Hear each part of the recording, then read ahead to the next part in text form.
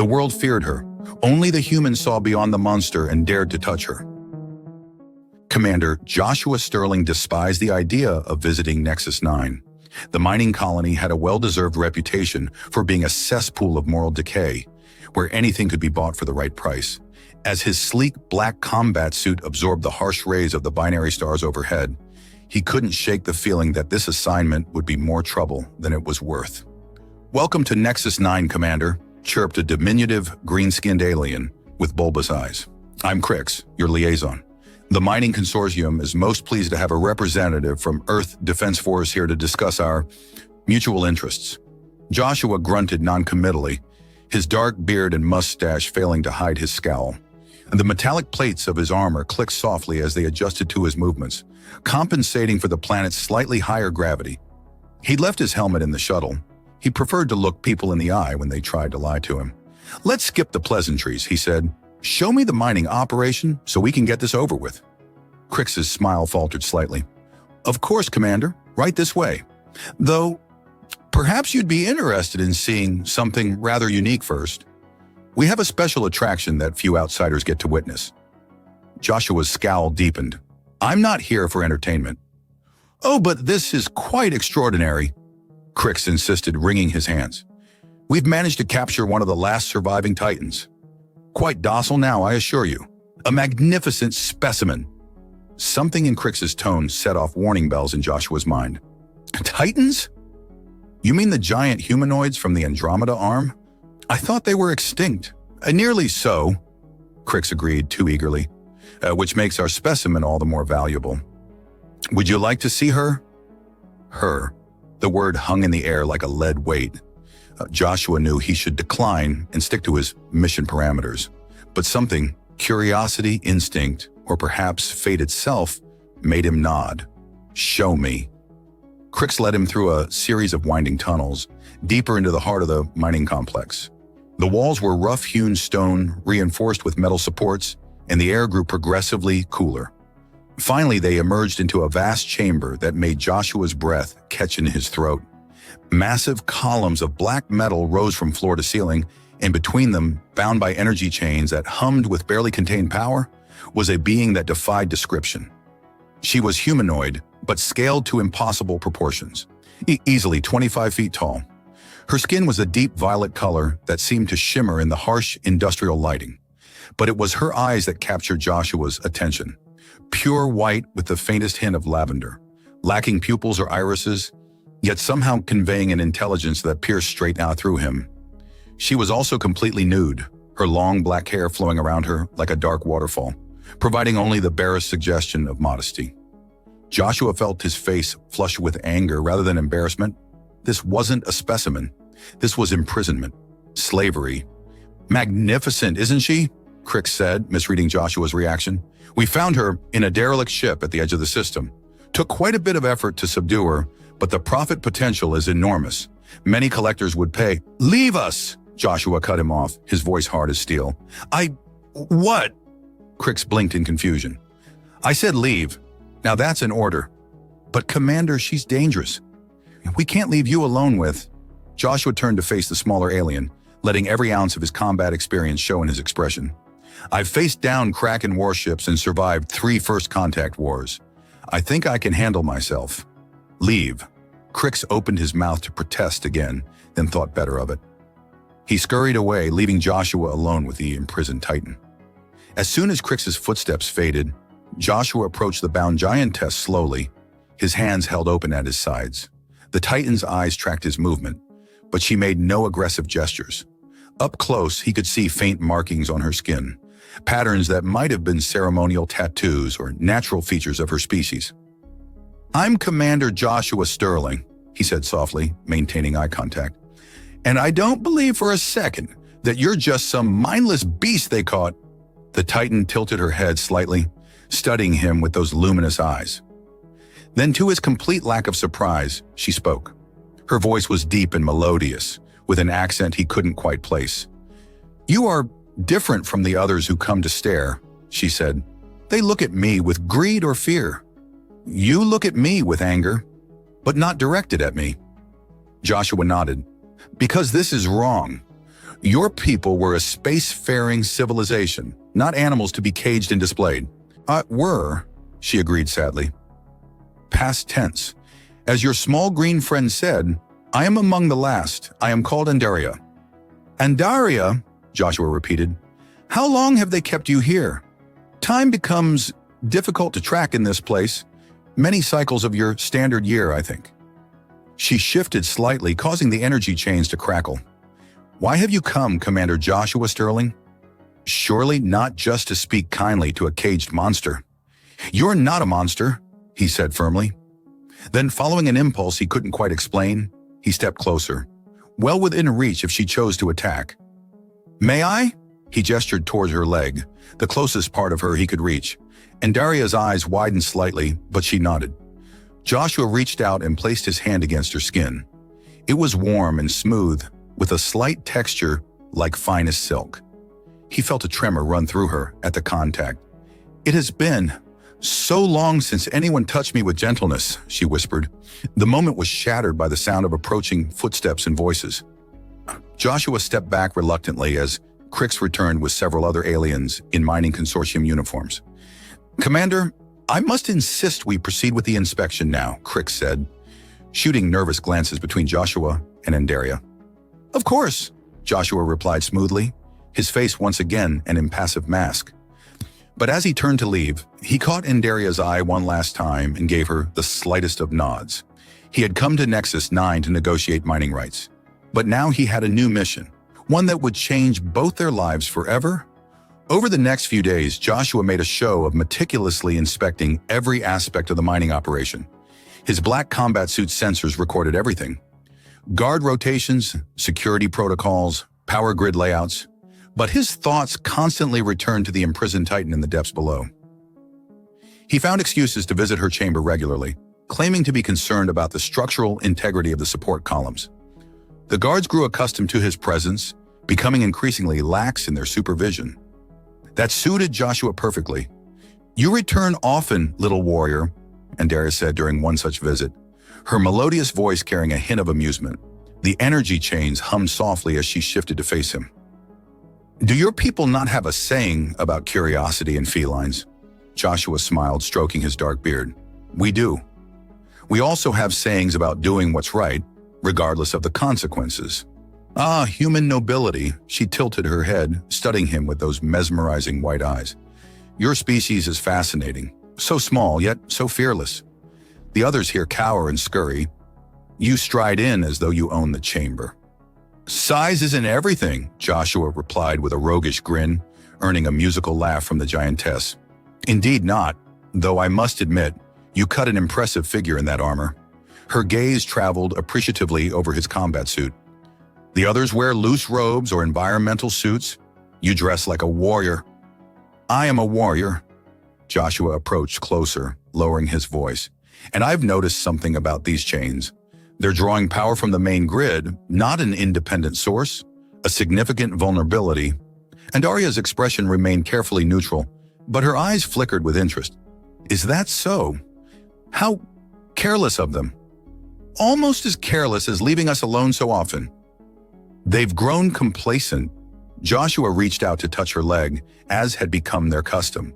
But this time, his fingers traced one of the intricate patterns on her violet skin. These markings, they tell a story, don't they? A shiver ran through her massive frame. They mark significant moments in a Titan's life. Victories, losses, loves. Her voice softened on the last word. Though I never expected to find any of those things here.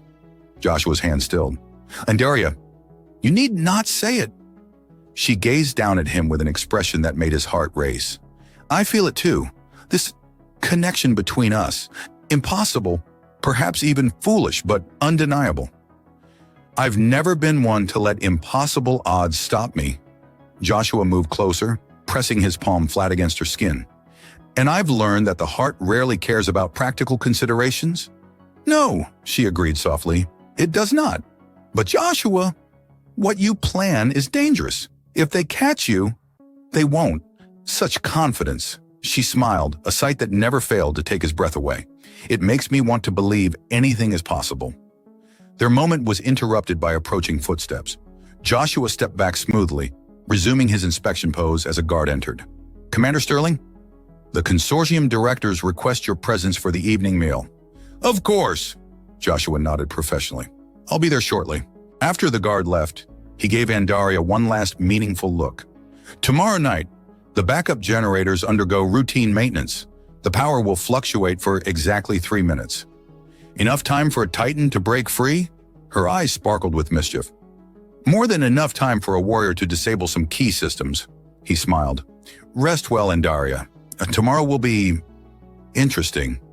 As Joshua strode away, his combat suit sensors continued gathering data, but his mind was filled with violet skin and luminous eyes, and the impossible dream of a future where a human and a Titan could forge their own destiny. That evening, in his temporary quarters, Joshua reviewed the facility's schematics one final time. His suits, aka, I had identified multiple escape routes and calculated optimal timing for each phase of the operation. Everything was in place for tomorrow night. A soft chime from his communicator interrupted his planning. A message from Earth Command. Routine status update request. Joshua composed a carefully worded response, omitting any mention of Andaria or his rescue plans. He knew there would be consequences for his actions, but some things were worth any price. He found himself thinking of the way Andaria looked at him, not with fear or revulsion at his small size, but with growing affection and trust. How her skin felt beneath his touch, warm and alive with subtle patterns that spoke of a rich cultural heritage. The way her voice softened when she spoke his name. Humans and Titans had never been enemies, but neither had they been allies. Their civilizations had developed in different arms of the galaxy, meeting only rarely through trade. Now, with her people nearly extinct, Andaria represented something precious. Not just the survival of her species, but the possibility of building bridges between their races. Joshua checked his weapons one last time before lying down to rest. Tomorrow would change everything. But as he drifted off to sleep, he smiled, knowing that whatever challenges lay ahead, they would face them together. In the depths below, Andaria too was preparing. She had been conserving her strength, carefully testing the limits of her bonds without alerting her captors. The energy chains were strong, but she had survived the fall of her civilization. She had endured years of captivity. She would not fail tomorrow, not when freedom was so close, and not when it meant leaving behind the first being in years to see her as more than a monster. The night passed slowly, each second bringing them closer to either triumph or disaster. But in the darkness, hope burned bright, fueled by a connection that defied explanation and transcended physical differences. The maintenance cycle was scheduled to begin at midnight local time. Joshua arrived at his usual inspection time, several hours earlier to avoid arousing suspicion, but something felt off the moment he entered Andaria's chamber. The usual guards were absent, replaced by unfamiliar faces wearing professional-grade combat armor. Joshua's suit sensors detected active scanning sweeps. They were looking for something, or someone. Commander Sterling, Director Venn, the consortium's head of security, stepped out from behind one of the massive columns. The saurian scaled face was impossible to read, but his tone dripped with false courtesy. "How convenient that you've joined us. We were just discussing your particular interest in our specimen." Joshua kept his expression neutral, though his mind raced. "The structural integrity of this chamber directly impacts facility safety. It's part of my inspection mandate." "Indeed," Venn's vertical pupils narrowed. "And I suppose your suit's continuous scanning of our security systems is also part of that mandate." Andaria stood silent in her chains, but her eyes blazed with concern as they met Joshua's. He could almost feel her willing him to run, to save himself. Instead, he moved closer to her, placing himself between the guards and the chained Titan. "You know what you're doing is wrong," Joshua said, his voice hard. "She's a sentient being, not property." "Wrong?" Venn laughed, a harsh sound like grinding stones. "Commander, surely you understand that conventional morality has no place in frontier development. The consortium's profits mean nothing compared to basic sapient rights," Joshua cut him off. "The Earth Defense Force will do nothing," Venn finished, "because officially, you're about to have a tragic accident during your inspection. Quite careless, really, getting too close to an aggressive specimen." The guards raised their weapons. Joshua's combat suit registered multiple targeting locks. Behind him, Andaria tensed, her chains crackling with energy. "I'm sorry, little warrior," she whispered. "They knew. They've always known."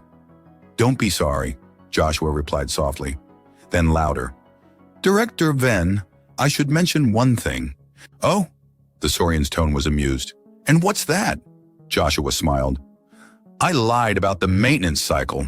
The chamber plunged into darkness as every power system simultaneously failed. Joshua's suit switched to combat mode, its enhanced sensors painting the room in sharp relief. The guards' targeting systems, calibrated for normal lighting, went wild. "It's actually scheduled for now." Chaos erupted. The energy chains holding Andaria flickered and died. Guards fired blindly, their shots going wide in the darkness. Joshua's combat suit launched a barrage of flashbangs, further disorienting their attackers. Andrea moved with shocking speed for her size, sweeping her massive arm through the darkness to scatter the guards like toys.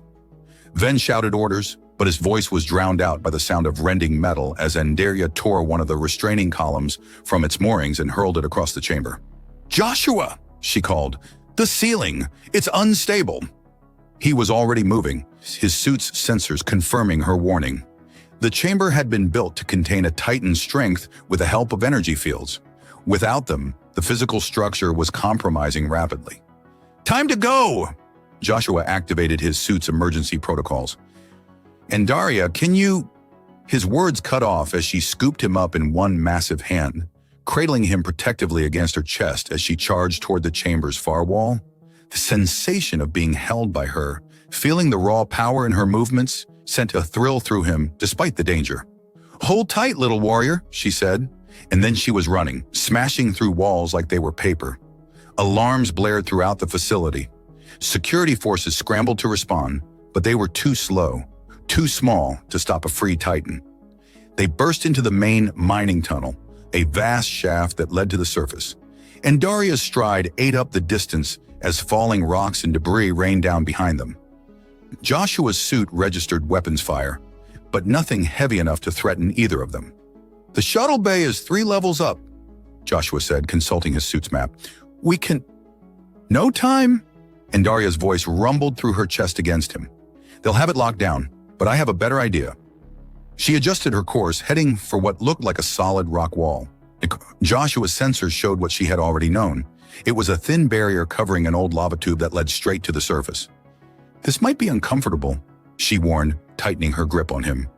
"I trust you," he replied simply. Andaria smiled, then lowered her shoulder and charged. The barrier shattered, revealing a natural chimney stretching up into darkness. Without hesitation, she began to climb, her powerful limbs finding purchase in the rough stone. Behind them, the facility's structure continued to collapse, sealing their pursuers below. Joshua's suit registered multiple explosions as power conduits overloaded. The entire operation was falling apart. "They'll send ships after us," he said as they neared the surface. "Let them try." Andaria's voice held a fierce joy. "I've spent too long in chains. Never again." They emerged under twin moons, the night air sweet with freedom. Andaria stood to her full height, still holding Joshua close, and surveyed the landscape. In the distance, warning sirens wailed. "We need to move," Joshua said. "My suit can mask our heat signature, but—" "First," Andaria interrupted, bringing him up to eye level. "I need to do something." Before he could respond, she pressed her massive lips gently against his body in what could only be described as a kiss. The sensation was overwhelming, soft, warm, and filled with more emotion than words could express. "Thank you," she whispered as she pulled back, "for seeing me, for daring to care." Joshua reached out to touch her face, his armored hand tiny against her violet skin. "How could I not? You're the most amazing being I've ever met." A distant roar made them both look up. Security ships were launching from the facility's hangars. "Ready to show them what a Titan and a human can do together?" Andaria asked, her eyes glowing with challenge. Joshua grinned. "Lead the way, beautiful." She turned and ran, each stride covering enormous distance, as the first shots from their pursuers lit up the night sky. But neither of them felt fear. They had found something stronger than fear. They had found each other. After hours of relentless pursuit, Joshua and Andrea found sanctuary in a vast cave system deep within the planet's crystalline mountains. The natural formation was large enough to accommodate Andaria's impressive height, while the mineral deposits in the surrounding rock helped mask their presence from scanning systems. Joshua's combat suit had sustained minor damage during their escape, and he was working on repairs when he noticed Andrea watching him intently. She sat with her back against the cave wall, her luminous eyes following his every movement. "You're staring," he said, a smile playing at the corners of his mouth. "You humans are fascinating," she replied, her voice soft and melodious in the cave's acoustics. "So small, yet so perfectly formed. Every movement, precise, efficient." She leaned forward slightly. "I've been wondering something, little warrior." "What's that?" Joshua set aside his tools, giving her his full attention. "Among my people, size was never a barrier to connection." Her violet skin seemed to shimmer in the dim light. "We valued the spirit, the essence of a being, above all physical considerations." Joshua's heart rate increased noticeably. "Are you saying what I think you're saying?" "I'm saying that I've never met anyone like you, Joshua Sterling." She extended her hand, palm up, inviting him to approach. "Someone who saw past my size, past what others called monstrous, to who I truly am." He walked to her without hesitation, placing his hand against her palm. The size difference was staggering. His entire hand barely covered a fraction of one of her fingers. Yet somehow, it felt right. "You're not a monster," he said firmly. "You never were. You're beautiful, intelligent, and stronger than anyone I've ever known, both physically and spiritually." Andaria's free hand moved to gently caress his back with one finger, sending shivers through his body. "Then show me," she whispered. "Show me how a human warrior loves." What followed was a discovery of new possibilities, of ways that two beings from vastly different worlds could share intimacy and passion. Their size difference presented unique challenges, but they approached each with creativity and tender patience. Joshua's combat suit, designed for adaptability in alien environments, proved unexpectedly useful in ways its designers had surely never intended. Throughout their exploration, they maintained a constant dialogue of soft words and gentle reassurances. Andrea was incredibly careful with her strength, while Joshua showed her that size truly didn't matter when it came to bringing pleasure. They found ways to bridge their physical differences through determination and genuine affection. Hours later, they lay together, Andrea curled protectively around Joshua's much smaller form. Her fingers traced patterns on his armor as they talked about everything and nothing. "I never expected this," she admitted. "When they first captured me, I thought I would die in chains, the last of my kind. Then you came, and suddenly—" She paused, searching for words. "Suddenly the universe didn't seem so empty anymore?" Joshua suggested, running his hand along her violet skin. "Yes," she smiled down at him. "Exactly that. You humans have such a gift for understanding emotions, for seeing possibilities where others see only obstacles. It's one of our better qualities, some of our saying, and Bonet agreed, along with our stubbornness and inability to accept limitations. Those qualities seem to have served us well." Her eyes sparkled with mischief. "Though I must admit, I'm curious about something else." "What's that? Are all human males so inventive? Or are you special even among your own kind?" Joshua laughed, the sound echoing through the cave. "I'd say it's a combination of natural human adaptability and personal motivation. You're quite inspiring." Their playful moment was interrupted by an alert from Joshua's suit sensors. Ships were passing overhead. Search parties, no doubt. "They're still looking for us," Andrea said, her voice hardening. "They won't give up easily." "No," Joshua agreed, sitting up. "But neither will we. I've been thinking about our next move. The consortium will have locked down all official spaceports, but I know about some less reputable options. If we can—" He stopped as Andrea suddenly tensed, her hand moving to her abdomen. "What is it?" he asked, concerned. "Are you hurt?" "No," she said slowly, wonder creeping into her voice. "No, I'm not hurt at all, but I feel different." Her luminous eyes met his, filled with amazement. "Joshua, I think something impossible has happened." His suit's medical scanners confirmed what they both suspected. Their intimate encounter had resulted in conception. Somehow, despite their vast physical differences, their genetic codes had found compatibility. "A child," Andaria whispered, tears of joy forming in her eyes. "A true miracle. The first new Titan in generations, and half human." Joshua moved closer, placing his hand over where their child was growing. "Not impossible," he corrected gently, "just unprecedented. Like everything else about us." She laughed softly.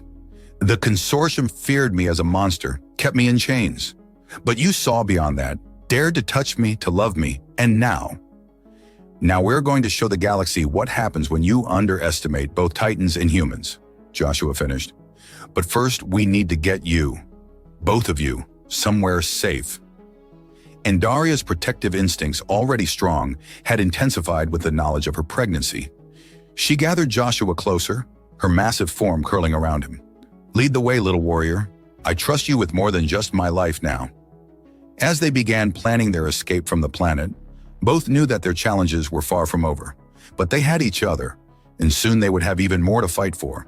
The universe might not be ready for a human-Titan hybrid, but the universe would have to adapt, just as they had adapted to find love across the boundaries of size and species. Dawn broke over Nexus 9's crystalline mountains, painting the sky in shades of amber and violet that reminded Joshua of Andaria's skin. They needed to move soon. The consortium's search patterns were becoming more systematic, closing in on their location. "The nearest independent spaceport is in the Crimson Wastes," Joshua explained, projecting a map from his suit's systems. "It's run by smugglers who don't ask questions, as long as you can pay." Andaria studied the projection, one hand resting protectively over her abdomen. The knowledge of their growing child had intensified their bond, adding new urgency to their need for escape. "The terrain is challenging," she observed, "but the real problem will be finding transport large enough for me." "Already solved." Joshua's beard couldn't hide his confident grin.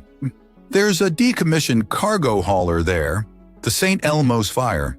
She was designed to transport space whales. If anyone can accommodate a Titan..."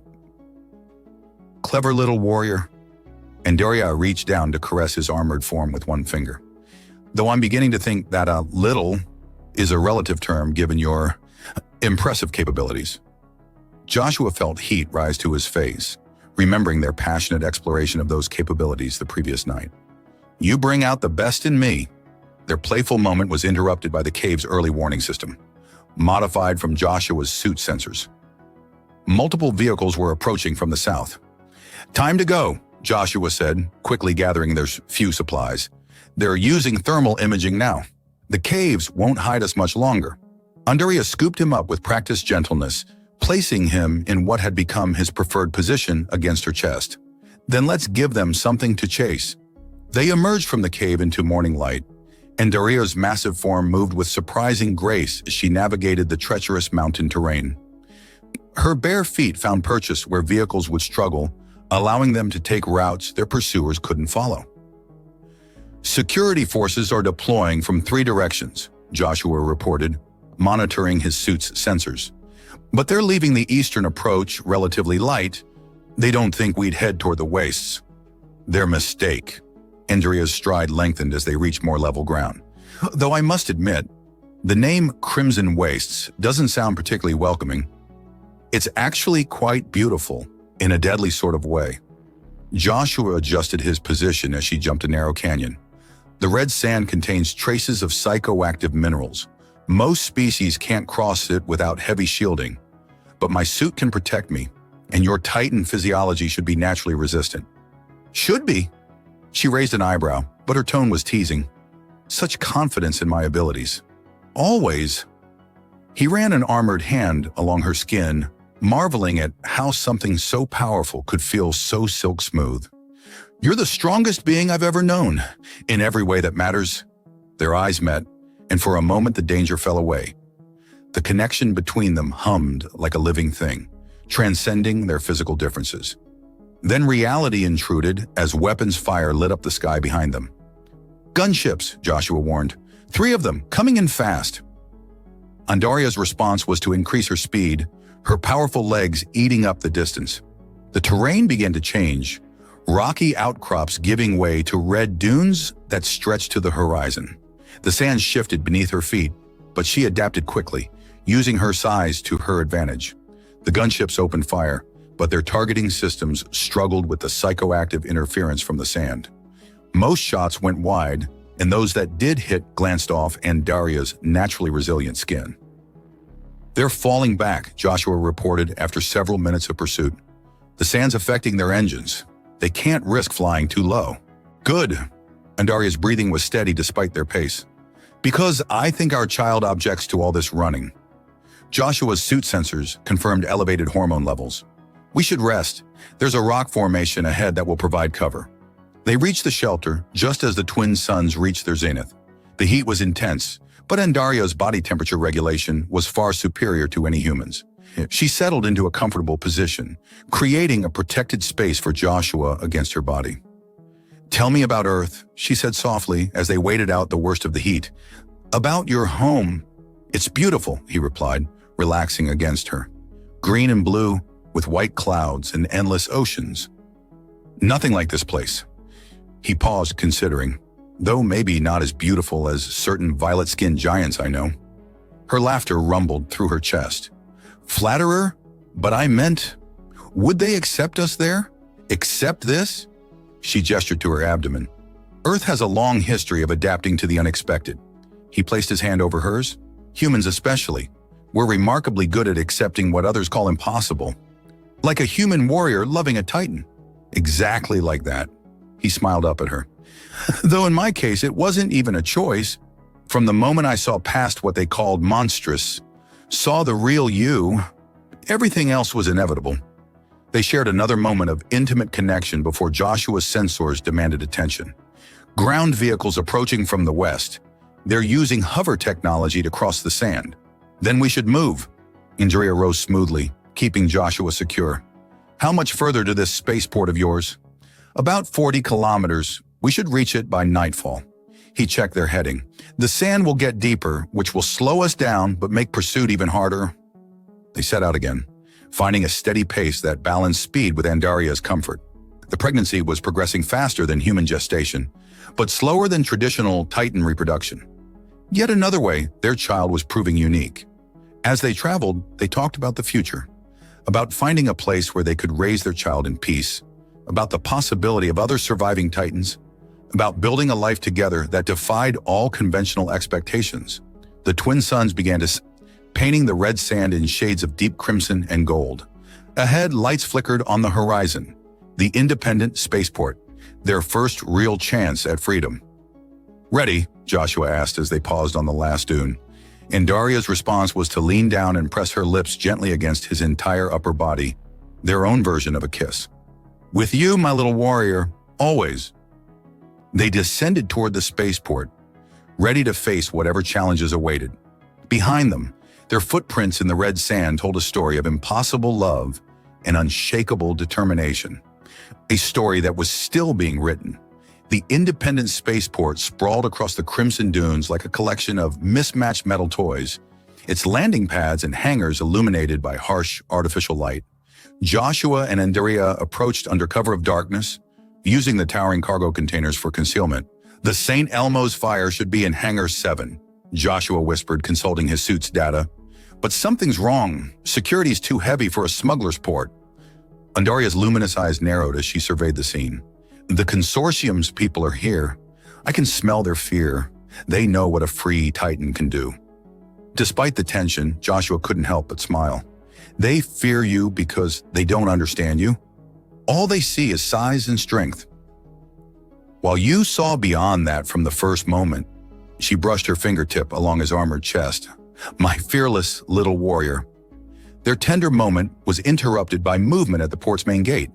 A convoy of heavily armed vehicles rolled in, led by a familiar scaled figure. "Director Van," Joshua growled. "He's persistent, I'll give him that." "He's desperate," Andaria corrected. "Look at his posture. He knows his career is finished if we escape." She cradled her abdomen protectively. "Especially now that we carry something unprecedented." Joshua's combat suit detected increased chatter on security frequencies. "They're setting up a perimeter. We need to move fast." He studied the layout, formulating a plan. The hangar's automated systems are still accepting standard override codes. If I can reach the control room... No. And Daria's voice was firm. We do this together. I won't risk losing you. They'll be expecting that. They'll have weapons calibrated for your size. Then we'll give them something unexpected. A mischievous glint appeared in her eye. They fear the monster, yes? Let's show them why. Before Joshua could respond, Andrea stepped out from behind the cargo containers. Her violet skin seemed to glow in the artificial light as she drew herself up to her full height. Every guard in view froze, weapons trembling in their hands. I am Andrea of the Titans, her voice boomed across the spaceport.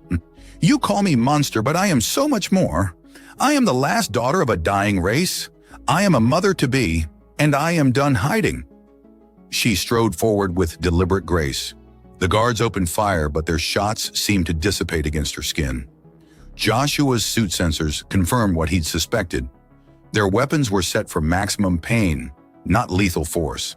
They wanted to recapture, not kill, their valuable specimen. Their mistake.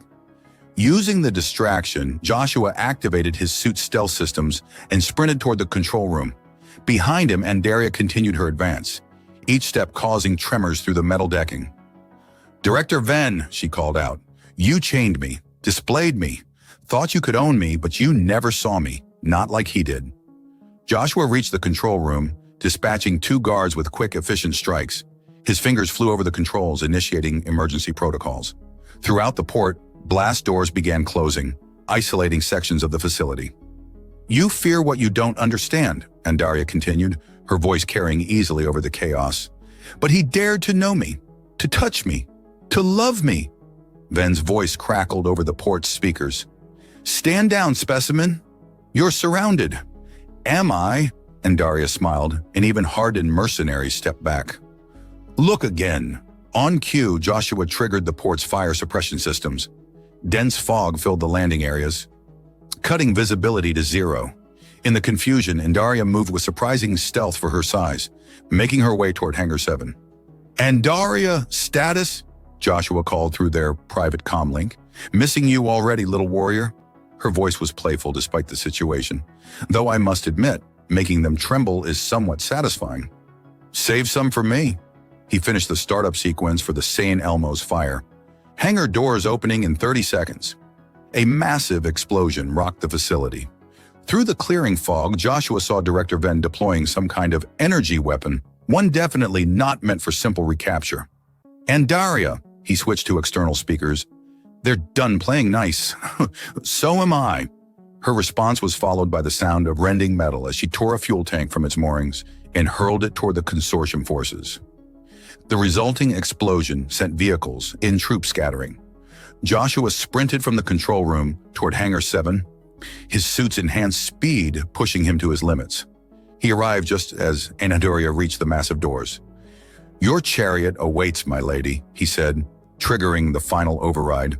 The St. Elmo's fire was a monster of a ship, designed to transport the largest known spacefaring creatures. Its cargo hold could easily accommodate Daria, though the living quarters would need creative modification. How romantic, she teased, carefully picking him up. Though I hope you'll be sharing these quarters with me. Try to stop me. He pressed his hand against her chest, feeling her powerful heartbeat. Now let's show them what happens when you underestimate both humans and Titans. They boarded just as consortium forces breached the hangar. The ship's ancient engines roared to life, responding to Joshua's commands through his suit's interface. Emergency launches weren't exactly legal, but neither was holding a sentient being captive. Hold on! Joshua engaged the main drives. The St. Elmo's fire lifted off with surprising grace for its size, climbing through Nexus 9's atmosphere as weapons fire lit up the sky around them. Daria stood behind him in the oversized bridge, one hand steadying herself on the reinforced ceiling, the other resting on her abdomen. They're still pursuing. Not for long. Joshua plotted a course through the system's asteroid belt. This old girl might be slow, but she's tough, and I'm betting those fancy consortium ships aren't rated for heavy debris fields. He was right. One by one, their pursuers fell back, rather than risk their ships in the treacherous asteroids. Soon they were alone among the stars. Free, Daria breathed, the word carrying years of longing. Truly free. Joshua engaged the autopilot and stood, turning to face her. Even in the ship's massive bridge, she had to stoop slightly, but her eyes shone with joy. "Where to now?" she asked softly. "Anywhere we want." He reached up to touch her leg, marveling as always at how something so powerful could feel so silk smooth. "Though I know a few places where size isn't an issue and questions aren't asked, places where we can prepare for our little miracle." And Daria lowered herself carefully to sit on the deck, bringing her face closer to his level.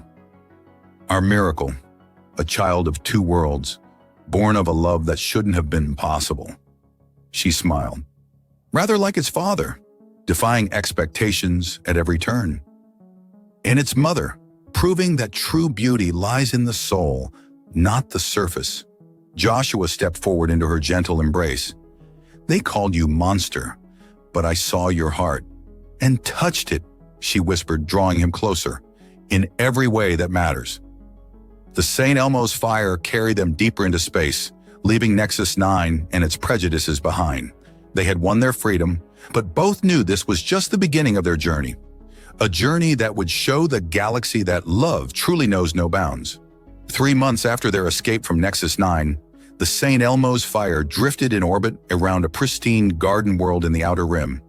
Joshua had modified the massive cargo hold into a comfortable living space for Indiria, whose pregnancy had progressed remarkably well despite its unprecedented nature. The ship's bridge, designed to accommodate various species, had become their favorite spot for watching the sunset over the planet's emerald oceans. Andariah sat cross-legged on the reinforced deck while Joshua worked at the controls, his combat suit now modified for civilian use, but still maintaining its protective capabilities. "The terraforming drones are making good progress," he reported, studying the readouts.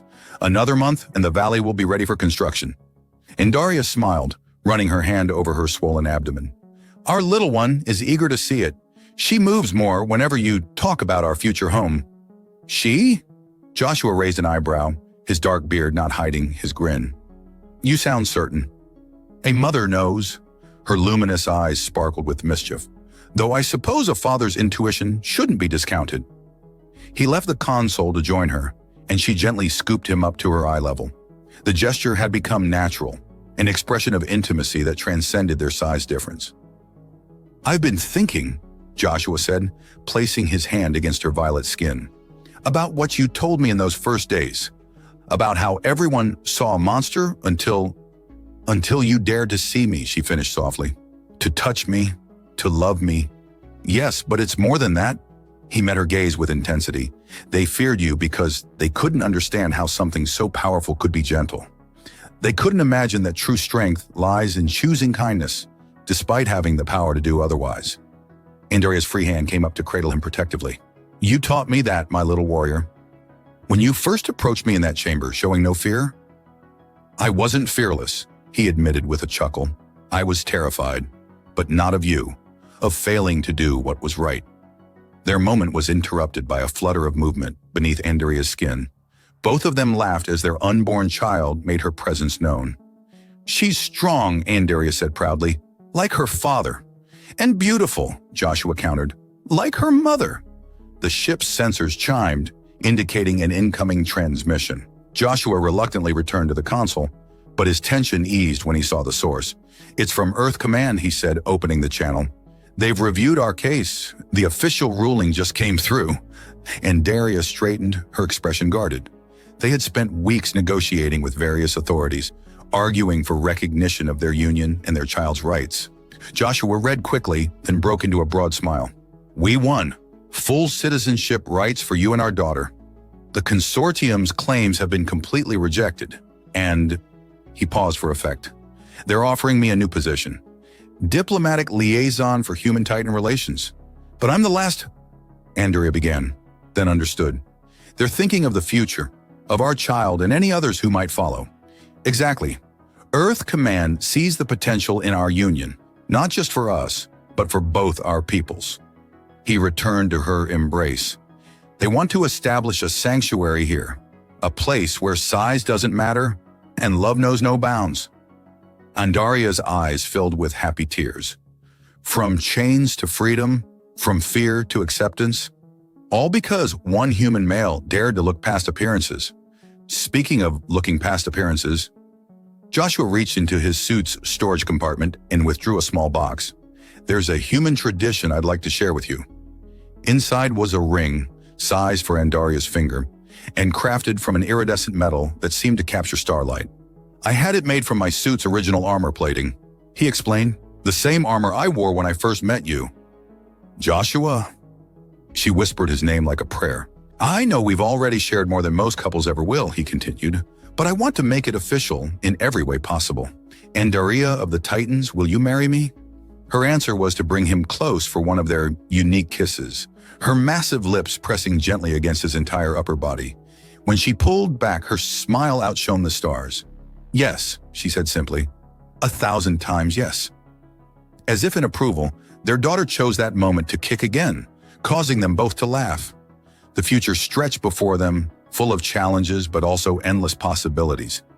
The St. Elmo's fire continued its orbit, carrying its precious cargo. Not just cargo anymore, but a family. Below, the garden world awaited them, ready to be shaped into a home where their love could flourish and grow. A place where no one would be judged by their size or appearance. A sanctuary where their daughter could grow up proud of both her heritages. A testament to the truth that love sees beyond all barriers. You know, Joshua mused as they watched another sunset paint the sky in shades of purple and gold. They still talk about us in the spaceports, about the fearsome Titan and the human who dared to love her. Let them talk, Andaria replied, holding him close. Our story might help others find the courage to look beyond appearances, to touch what they fear, to love what they don't understand. Our story, he agreed, is just beginning. And as the stars emerged above their new home, a human and a Titan dreamed together of the future they would build. A future where love truly conquered all, where fear gave way to understanding, and where the only monsters were the ones in old stories told to children who would grow up knowing better. For in the end, it wasn't about size or strength or even courage. It was about seeing with the heart, about daring to reach out across the vast distances between souls. It was about love, in all its infinite, impossible, wonderful forms. And that was a force greater than any in the universe.